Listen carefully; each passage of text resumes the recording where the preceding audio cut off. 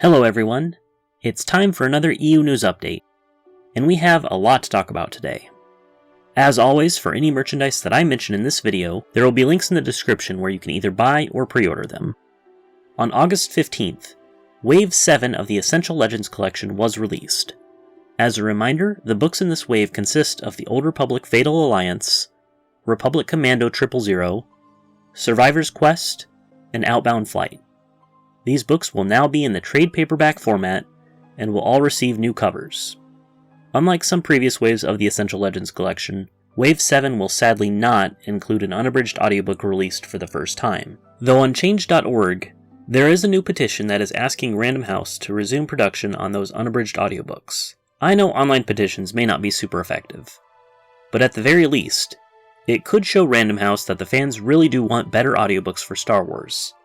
If you want to sign it, I'll have a link in the description. On August 20th, France received Star Wars Legends The Empire Volume 3, in both paperback and limited hardcover edition. This volume covers the time period of a newly formed galactic empire, and the comics collected will be Darth Vader and the Ghost Prison, Dark Times Fire Carrier, Dark Times A Spark Remains, Darth Vader and the Ninth Assassin, Dark Times Issues 5 through 6, and Dark Times Issue 14. The first Star Wars Epic Collections from 2015 will receive a reprinting in 2024.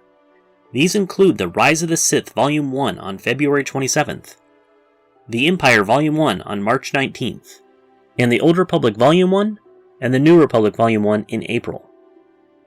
I think this is wonderful news. Some of the Epic Collections, despite being relatively new, have gone out of print, and some command ridiculous prices in the secondary market. Hopefully this trend will continue, and we'll see more of the Epic Collections, especially the harder to find ones, be reprinted and more widely available. Also in April, there is going to be a classic board book for Empire Strikes Back, with art from the legendary Al Williamson. A few months ago, we got one for Return of the Jedi, and I presume it sold well enough to also get one for Empire Strikes Back as well. Knights of the Old Republic has got to be one of the most cursed game series ever. In recent news, we've of course had the remake going through development hell, where Sony was not pleased with Aspire's work on the project, and moved it over to Saber Interactive. We've had ports of KOTOR 1 and 2 come to the Nintendo Switch with various bugs and glitches, most notably one in KOTOR 2 that prevented some players from even being able to beat the game. We've had the promise of the restored content mod coming to KOTOR 2's Switch release as DLC, only for it to be unceremoniously cancelled. And now the fan-made KOTOR series being produced by the YouTube channel Unreal Cinema has been put on hold due to health concerns that the creator Scott Anderson has been dealing with. His health is of course most important, and if the workload is causing him issues, then I completely understand cancelling it for the time being. Obviously, this project seems to be very important to him, so my guess is he'll return to work on it again at some point. In my personal opinion, I was a lot more interested in the short films revolving around the side characters than I was in the KOTOR series, especially if they covered events that we don't actually see in the game. A perfect example is the Darth Malak short film they made, which showed the duel between Revan and Malak that made him lose his jaw. I already know what happens in the game. I've played it. Give me more of these short side films any day, especially if they are less effort than a whole series. But that's just me. We are now less than a month away from LegendsCon, the first convention devoted entirely to the Star Wars Expanded Universe. Every single month this year, we've been getting news of more and more exciting special guest appearances. And now, of course, we have even more. Allison, otherwise known as the artist Skirts Art, is an independent business owner and freelance artist who loves sharing her art at fandom-focused trade shows and meeting fellow nerds. And you will be able to purchase her work at LegendsCon. You will also be able to meet the legendary Joe Bongiorno, who has published works in Star Wars Insider and Star Wars Gamer.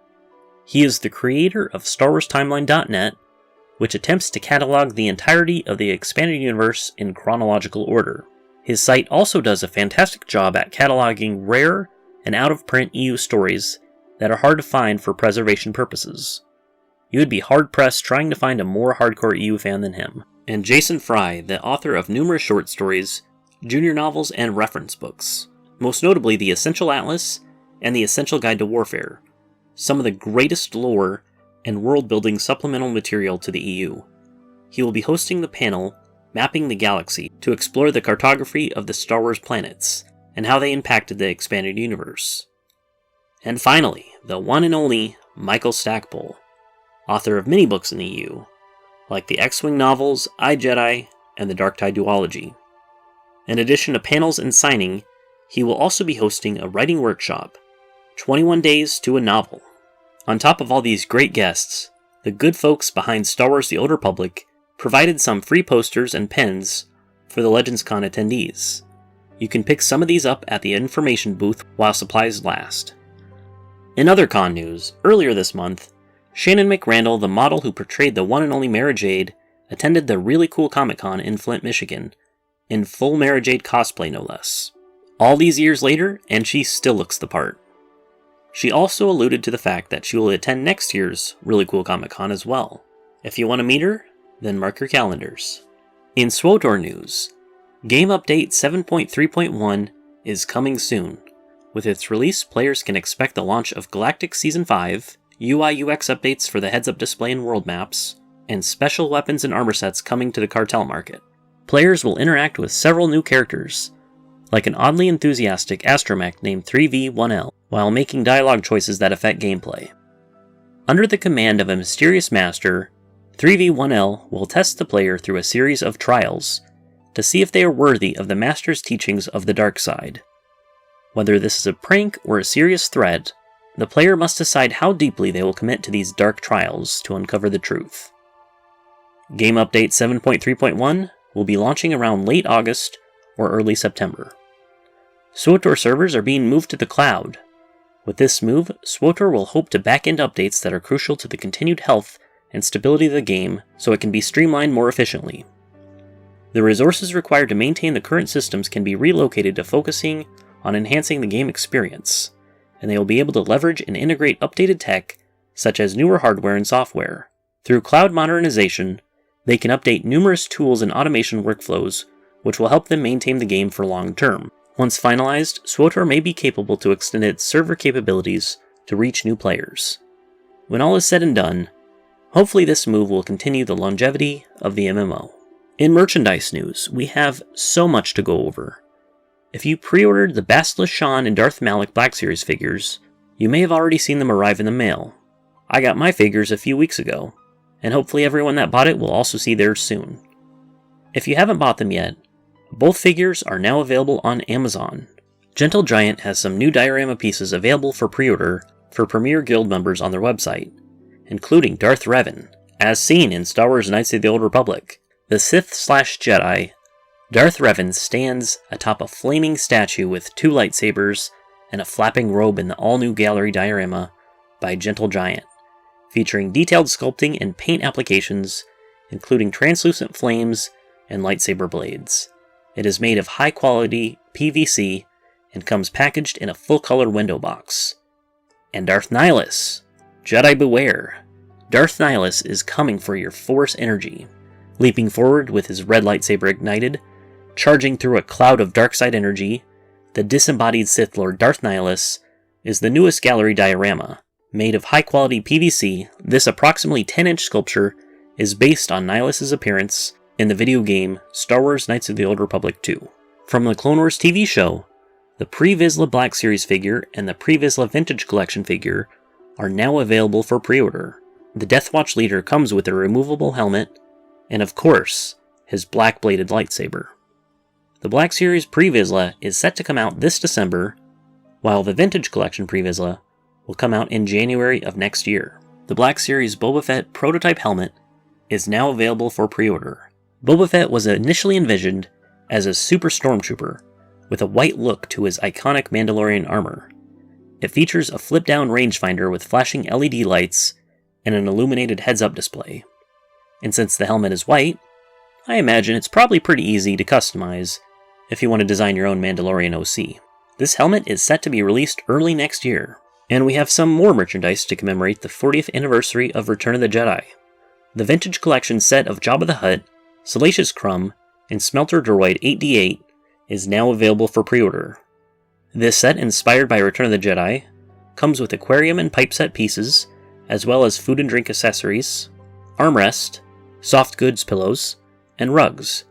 The Jabba the Hutt set is set to come out in September 2024. Also available for pre-order is the Return of the Jedi Retro Collection Pack. With 6 figures, the Retro Collection features design and detailing inspired by the original 1970s Star Wars action figures. The 3.75-inch scale collector figures feature classic Kenner branding, as well as packaging treated with a weathered look. The figures include Admiral Akbar, Wicket W. Warwick, Mon Mothma, the Emperor's Royal Guard, the Gamorrean Guard, and Yakface. This item will be available to ship in October 2023. And finally, the Hot Toys exclusive 6-scale Anakin Skywalker figure from Revenge of the Sith is now available for pre-order. Introducing a superior level of craftsman work goes into the wool hair implants that meticulously recreates the feel and aesthetics of Anakin's hairstyle as seen in Star Wars Episode 3. This new masterpiece also features an all-new head sculpt with magnificent likeness and separate rolling eyeballs to adjust eyesight for a large variety of poses. It includes expertly tailored Jedi robe and tunic, an interchangeable Mechno right arm, an LED light-up lightsaber powered by USB, Count Dooku's lightsaber, interchangeable lightsaber blades emulating the weapon in motion, and a specially designed circular display base. This figure is set to come out in the later half of 2024.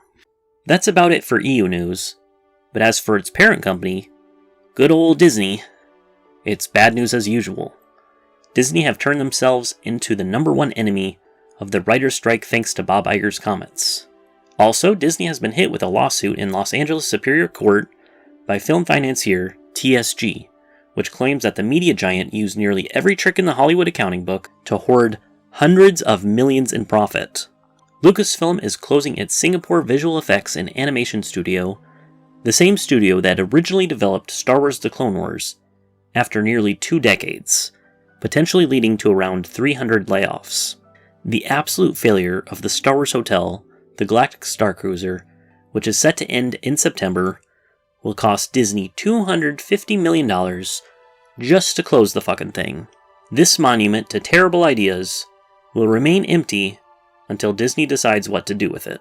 In Disney Plus news, this year subscriptions fell from 157.8 million worldwide to 146.1 million, a loss of 11.7 million subscribers. But not to worry, prices will be increased to make up for lost revenue, and Disney is going to crack down on password sharing.